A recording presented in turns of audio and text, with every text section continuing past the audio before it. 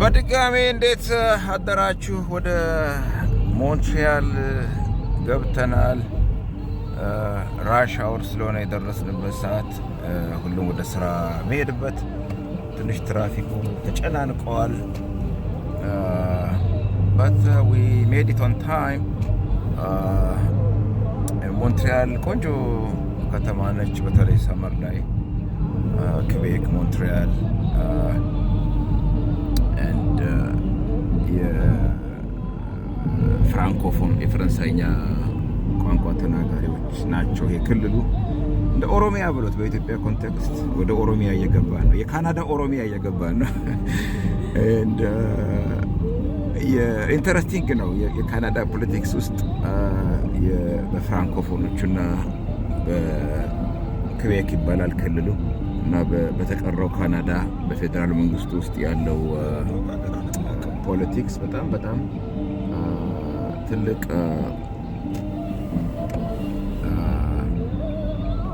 ትልቅ ርዕሰ ጉዳይ ነው፣ ኢሹ ነው። ብዙ ኢንተረስቲንግ ኬዞች፣ ዲሲሽኖች አሉ። በተለይ በ90s መጨረሻ አይ ቲንክ በ2000 ይመስለኛል የተወሰነ ውሳኔ ያለ የክቤክ ሰሴሽን ኬዝ ብዙ በዓለም አቀፍ በብዙ ሀገሮች ውስጥ የሚጠቀስ ኬዝ ነው። ስለመገንጠል በተለይ ዩኒተራል ሰሴሽን ይቻላል አይቻልም የሚል ውሳኔ የወሰነው ኬዝ ነው የካናዳ ጠቅላይ ፍርድ ቤት እና ክቤኮች 2 ጊዜ ሬፈረንደም አድርገዋል። ሁለቱንም ሬፈረንደም ጊዜ በተለይ የሁለተኛው በጣም አስጊ ነበረ። 49 ፖይንት ሳምቲንግ ለ50 ፖይንት በትንሽ ማርጅን ነው ፌል ያደረገው እና ተሳክቶ ቢሆን ኖሮ የዛን ጊዜ እንዴት ይሆን ነበረ? ክቤክ ዩኒላተራሊ ዝም ብላ ለብቻዋ ልገንጠብላ መገንጠል ትችላለች የሚል ጥያቄ ነበረ የጠቅላይ ፍርድ ቤቱ በወቅቱ። አይ ቲንክ ክሬቸር መሰለኝ የሚባለው ጠቅላይ ሚኒስትሩ ጥያቄው ለጠቅላይ ፍርድ ቤት ላከ። ጠቅላይ ፍርድ ቤቱ ወሰነ። ኖ አይቻልም፣ ዩኒላተራል ሰሴሽን አይቻልም፣ ጀስት ሬፈረንደም ኢዝ ዋን ስቴፕ ነው። ግን ከዛ በኋላ የግድ ከፌዴራል መንግስቱ ጋር መደራደር፣ አገሪቱ የድንበር ጉዳይ፣ የኢሚግሬሽን፣ የዜግነት፣ የናሽናል ዴት ጉዳይ ብዙ መወሰን ያለባቸው፣ የንብረት የሀብት ክፍፍል እንደ ዲቮርስ ማለት ነው የግድ ብሎ የወሰነበት ኢንተረስቲንግ ኬዝ ነው እና እዛ ነው የምገባው።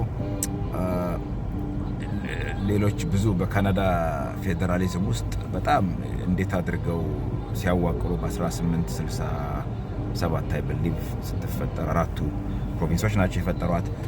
ከዛ በኋላ ያን ጊዜ አፐር ካናዳ፣ ሎወር ካናዳ ይባሉ ነበረ።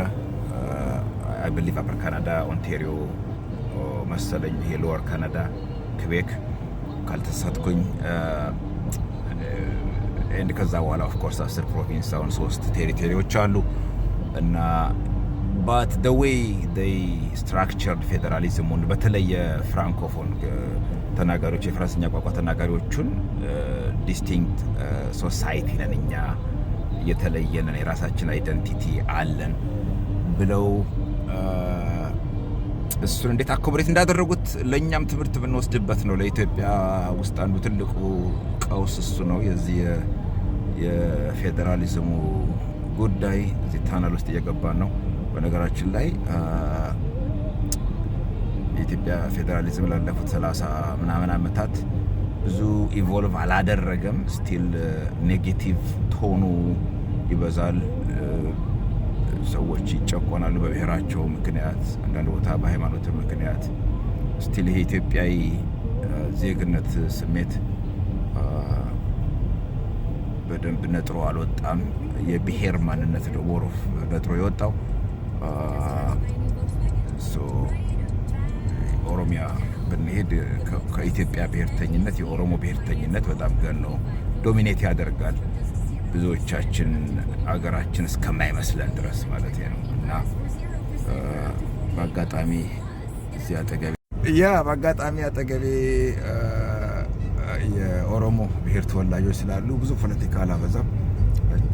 የኔ ኬዝ ግን ከካናዳ ፌዴራሊዝም አይ ቲንክ ኢትዮጵያ ብዙ ትማራለች፣ በተለይ አኮሞዴት አድርጎ መኖር። ስለዚህ ማንኛውም ካናዳዊ ክቤክ ውስጥ መብቱ ይከበራል። የኩቤክን ኢንተረስት በማይጎዳ መልኩ ኦፍኮርስ ኩቤክ እንደ የፌዴራሉ አንድ ዩኒት የራሷን አይደንቲቲ ፕሮቴክት የምታደርግባቸው ህግጋት፣ ፖሊሲዎች ይኖራሉ። በትስቴል ፈንዳመንታል የሆኑ የቻርተር ራይቶች ለምሳሌ ሁሉንም ካናዲያን በኩልነት የሚጠብቁት እዚህም ይጠበቃሉ።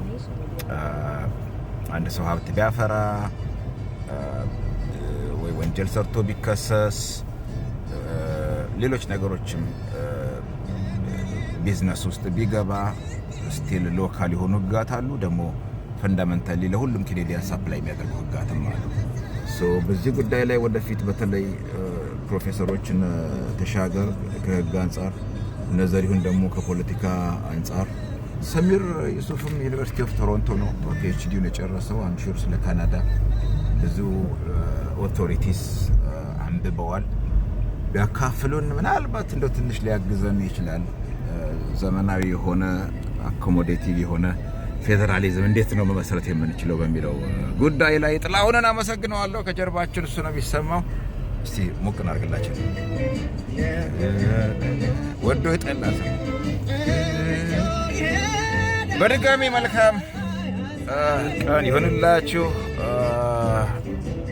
ያ ቀደም ሲል እንደተናገርኩት ደስ የሚለው ነገር ችግሮቻቸውን፣ ልዩነቶቻቸውን አልፎ ተወሰኑ በጣም በጣት የሚቆጠሩ ቫዮለንት የሆኑ በተለይ ከኩቤክ ጋር በተያያዘ ኢንሲደንቶች ነበሩ። በስቲል ግን አብዛኛው ፈንዳመንታሊ በሰላማዊ መንገድ በፍርድ ቤት ተከራክረው ኔጎሽየት አድርገው ለወራት መክረው፣ እንደኛ ዊኬንድ ላይ አይደለም በነገራችን ላይ ለወራት ለአመታት 5 ዓመት 10 ዓመት ይመክሩበታል።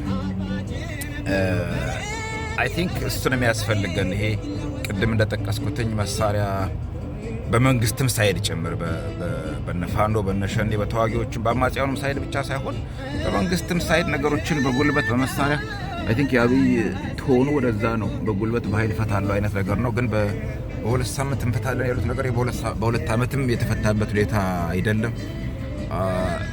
አይ ቲንክ የሰከነ የበሰለ የኔጎሽዬሽን መንፈስ ኢትዮጵያ ውስጥ እንዲሰፍን ነው ጸሎቴ። የድርድር የዳያሎግ ይሄው ነው። ከዛ በተረፈ እንግዲህ ከሰዓት በኋላ ጉዳይን ከጨረስኩኝ በኋላ በሌላ ቪዲዮ ይመለስ ይሆናል። ዛሬ ማታ ወደ ኦቶዋ እመለሳለሁ። የነገ ጠዋት ኦፊሴ ይገኛለሁ። እስከዛው ድረስ በያላችሁበት መልካም ቀን ይሁንላችሁ። በጥላሁን ነው መሰናበታችሁ።